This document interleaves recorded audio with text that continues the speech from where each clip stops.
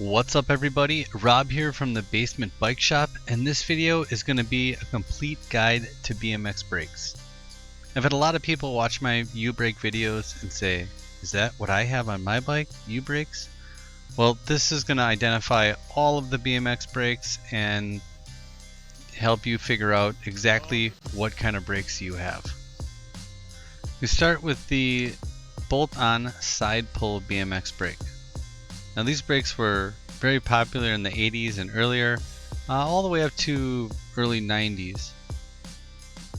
They feature a built-in spring in the back that goes through the bolt, and then some front brakes will have the two cable ends switched, the barrel and the cable stop, depending on if your brake runs through the fork for freestyle or not. And then your back bolt will be shorter for rear brakes, longer for front brakes on all bolt-on brakes. Now there were many different companies that made a similar side pull brake, and then some companies tried changing it up, like the Odyssey Pitbull center pull brake, which was an absolutely horrible brake. I ran it in the 80s and I absolutely could not stand it. But Dicomp also made a center pull bolt-on brake that crossed and used a straddle cable, which was actually the early stages, I think, of the UBreak itself. Then in about 95, 96, BMX bikes started switching to the cantilever style brake with cantilever posts built in. We called them canties. And these came on your racing style bikes. Now you gotta realize in the mid 90s there were freestyle bikes and racing bikes. There wasn't a dirt jumping class or like that kind of street trail class. So that's kind of what you had to work with. Now canty posts are the same as V-brake posts. Same positioning. The difference between that and U-brake posts, if you notice, there's the post, the brake pad, and then the connection on top.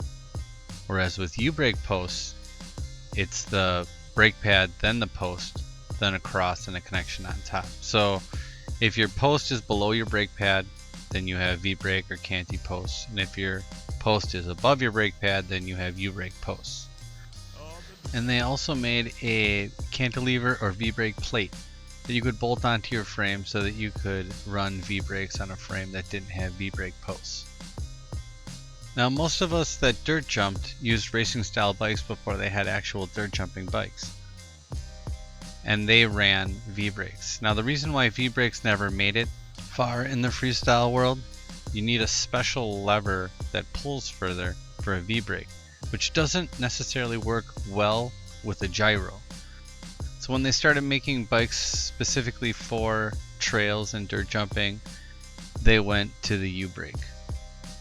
Most common on BMX bikes today, they bolt onto two posts on your frame, sometimes removable, and they also make a plate so that if you don't have U-brake posts, you can bolt the plate on and put U-brakes on your bike.